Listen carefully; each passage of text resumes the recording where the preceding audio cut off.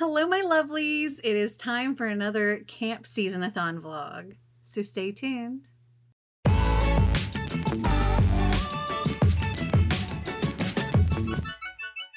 So I'm very, very curious how this is going to turn out. Today, I ended up making a spur of the moment trip to Huntsville, Alabama, because I was getting a new camera, which is the camera I'm currently recording on. And I was getting it from Best Buy, but apparently our Best Buy did not have it in stock, and the closest one was Huntsville, which is like a little over 2 hours away from here. So I drove all the way to Huntsville to pick up this camera. So hopefully it looks good and it works properly for me and we don't have any issues. But because I was doing all that driving, because it was 4.5 hours of driving, I did listen to The Bookish Life of Nina Hill.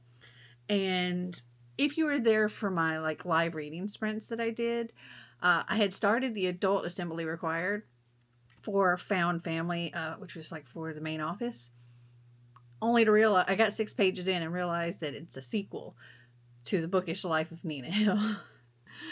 So I was like, well, let me see if I can find that. And they had it on Libby and it was available. So I figured it probably would also work for Found Family, and boy does it. Because Nina Hill, her whole life, she hasn't known her father. She knew he existed, but she didn't know his name. She didn't know anything about him. Her mom pretty much told her she didn't know who her dad was. Her mom is a Pulitzer Prize winning photographer, and she travels all over the world. And Nina pretty much grew up with a nanny, and she lives in LA, and she's never had normal parent relationships. But then one day, an attorney visits her workplace, which she works in a bookstore called Knights, like Knight in Shining Armor Knights. And he informs her that her father, which is William Reynolds, is dead. And she has been listed in the will. And she's, one, blown away by this surprise father, 2, finding out he's dead, and 3, finding out there's this whole family and they all live right there near where she lives in the LA area. And she's got a brother and sisters and nieces and nephews and great nieces and nephews, and it's a lot. And she's very much an introvert. She suffers from anxiety. She just wants a simple, quiet life, and she's happy with her little simple life. And then this just kind of throws her whole world in kind of a tailspin. And at the same time, she's kind of interested in this guy. So she's part of a quiz team, for trivia, and he is part of a rival team, and it's very cute. I enjoyed it. I think I'm gonna give it 3.5 stars. But now I need to edit. Hopefully, the reason why I ended up getting this new camera is my other camera kept glitching a lot.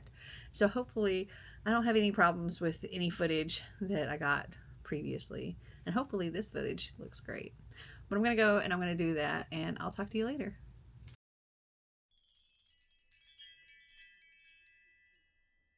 So, what did I do today? So this morning I uploaded a video, and I set up some unexpected live reading sprints for Friday. So I'm going to do that. I'm going to be sprinting a lot on Friday. By the time this video comes out, that'll already be up. So I'll link it up above if you want to go and check that out. I had a doctor's appointment, and while I was on my way there and back, I was listening to Rump by Liesl Shurtleff.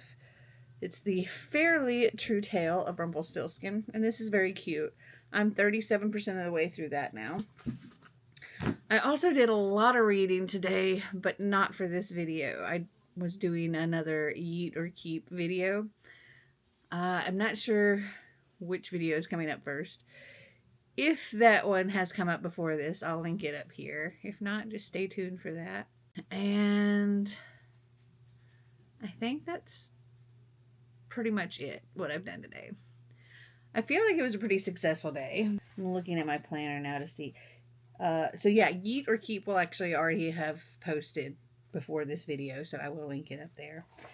And that is something I'm going to be editing tomorrow, which will be fun because that's going to be the first time I've experienced doing anything with the footage from this new camera.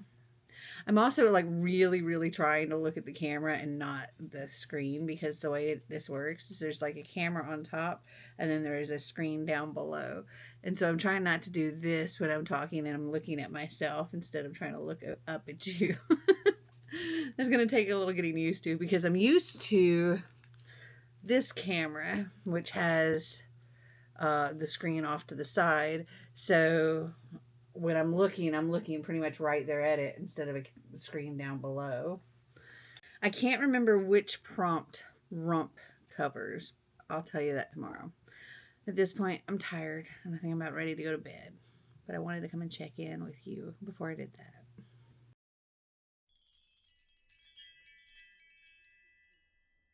So I meant to vlog yesterday and I didn't. I ended up, let's see, in the morning I edited a video and I uploaded another video, and then I had a doctor's appointment, and then I read. I also did some embroidery work.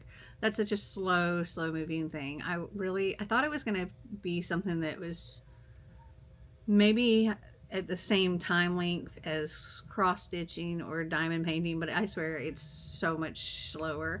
I'm enjoying it, but it is a much slower process. But I'm enjoying that. Anyway, so during all of this, I did actually complete Rump, which fulfills the beach volleyball prompt to read a book set outside. This is the fairly true story of Rumpelstiltskin, and a lot of it is set outdoors. He works in mines trying to find gold. When he's born, his mother whispers his name in his ear, but the only thing that she's able to get out to his granny is that his name's Rump, and she can't finish the name before she passes away. And so he's kind of grown up with this whole half name, and in this world, your name is linked to your destiny, and so he doesn't know what his destiny is supposed to be because he doesn't know what his name is. And of course, he's bullied for having the name Rump. People call him Butt and things like that. And one day, he discovers this spinning wheel that belonged to his mother, and his grand's kind of like, you need to stay away from that. Because she knows something about it, but she doesn't really let him know that she knows something about it. And he ends up discovering that he has this magic inside him that lets him spin straw into gold, which, if you know the story of Rumpelstiltskin, you know that ends up causing all kinds of issues. But he's not the bad guy that you would think in the original story. In this, he's kind of tricked into doing this, and he wants to actually help the miller's daughter because she wasn't the one tricking him into it. It was the miller, and he just wants to help her and try to get her out of this. And of course, things get all messed up there as well. And it talks about the power of names, and I love that it also interacted, like, had little bits and pieces of other fairy tales kind of mixed in. So like his best friend is Red from like Little Red Riding Hood. There's a story of this tree, like he finds this amazing looking apple tree, but is warned off of it because it's said to be nothing but poisonous apples, because this like one queen tried to kill her daughter with an apple, and the dwarves didn't think anything of the apple and just tossed it down the mountain, and eventually it composted or whatever, but the seeds ended up growing into this tree. Things like that. I really enjoyed it. I'm giving it 4 stars, and I do want to continue the series. So currently I am on reading sprints on my channel, and I started this morning with The Coincidence of Coconut Cake by Amy E. Reichart. and I'm very much enjoying it. I'm actually 46% of the way through it at this point. I plan on doing sprints for a few more hours, so I have a feeling I'm going to finish this book today, maybe. I'm also considering switching to a physical read because I'm listening to this on Hoopla. So maybe I won't finish it, but I'll start something else, and I'll just kind of let you know how that goes. But this one is very cute. So our main character, Lou, she has her own restaurant. It's been like her dream to own a restaurant, and it's called Luella's. And Luella's or Luana's? I think it's Luella's. And it's named after her grandmother, which she's named after her grandmother. And it's a French restaurant, and she's engaged to this man who has helped her with like getting started on this restaurant, but he encouraged her to do like the French thing, which she kind of wanted to do more creative things. But you know, he has money and power and all this other stuff, and so she kind of went along with it. Anyway, they're engaged, and it's his birthday, and she ends up making him this amazing coconut cake, and she's seeing him that evening, but she decides to take it over to his house and surprise him, and discovers him with another woman. And so she's having a really bad day. On her way there, she ends up meeting this guy named Al, and they talk just briefly, and you know, she's this bright, bubbly personality that he's instantly like attracted to. And then he sees her a few minutes later, and she's a wreck and kind of devastated, and he's very curious about what happened to her.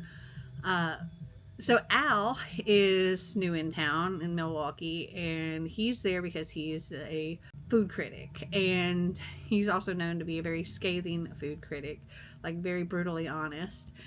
And he typically goes to a restaurant like 3 times before he writes his review, and he's planning on going to Luella's for the first time, and it just so happens that it's this day. And when he shows up, he doesn't know she's back there. He doesn't know she's connected to this restaurant at all. And she's a wreck. The food's a wreck. And he gets terrible service and all of this because everybody's worrying about her, and just everything's a mess.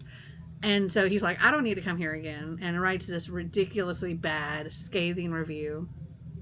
And it's kind of devastating her business. So the day that the review comes out, Lou is just a mess again. Like, she's having a really, really bad week. And she goes to this bar, and she's quite tipsy. And Al ends up there, and they kind of hit it off, and she agrees to be a tour guide around Milwaukee, showing him like the best there is to offer. But they both have decided not to talk about work at all. And throughout this, they start dating, and still not talking about work. And she's struggling with this whole restaurant thing. Like, her restaurant is essentially going under because of this review, and she's just having a really hard time. But their relationship is getting closer and closer, and I think it's all going to blow up very, very soon because of this whole review thing. But I only have 15 minutes left, so I'm going to get back to reading and sprinting, and I'll check in with you later.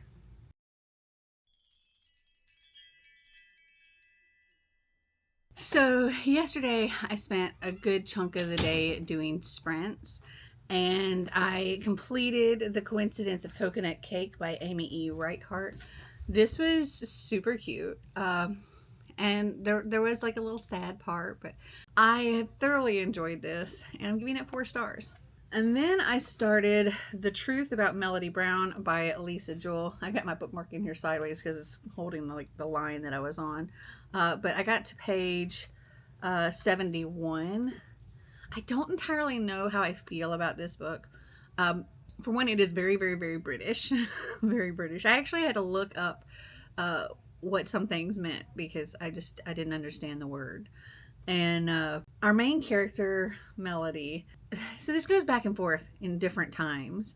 So it starts out in the prologue. She's 9 years old, and she's just become conscious after being unconscious from being dragged out of her house, was on fire. And for the for the rest of her life, she doesn't remember anything before that. She kind of like lost all her memories from before she was 9 years old. And the first chapter, she's like 33 years old, and she ends up like meeting this guy on a bus or a train or something like that, and they end up going on a date. This date is at a show to see a hypnotist, and she ends up on stage and gets hypnotized to act like this 5-year-old boy named Fred who is gassy. So yeah, she's humiliating herself on stage in front of all these people, including her date, which is her first date. And then she ends up fainting, and the hypnotist, like, the whole show has to stop for a little while, and she has to like be taken to medical and stuff. And the hypnotist is like, this has never happened before. And then after that, she starts getting little bits and pieces of memories from her life in the time she couldn't remember, and things just don't seem to make any sense. And so that's all I know about this at that point. But I am going to have to put a pause on that book, because today I'm starting to film another video. It'll be, I don't know if it'll come up before this video or not, but if it does come up, I'll link it up here. But I'm doing a TBR topple video. So I'm going to have to end this vlog so I can do that vlog. So I hope you guys enjoyed this video. If you did, give me a big thumbs up. If you'd like to see more videos like this, click that subscribe button down below. And until next time, remember to always be completely you. Bye!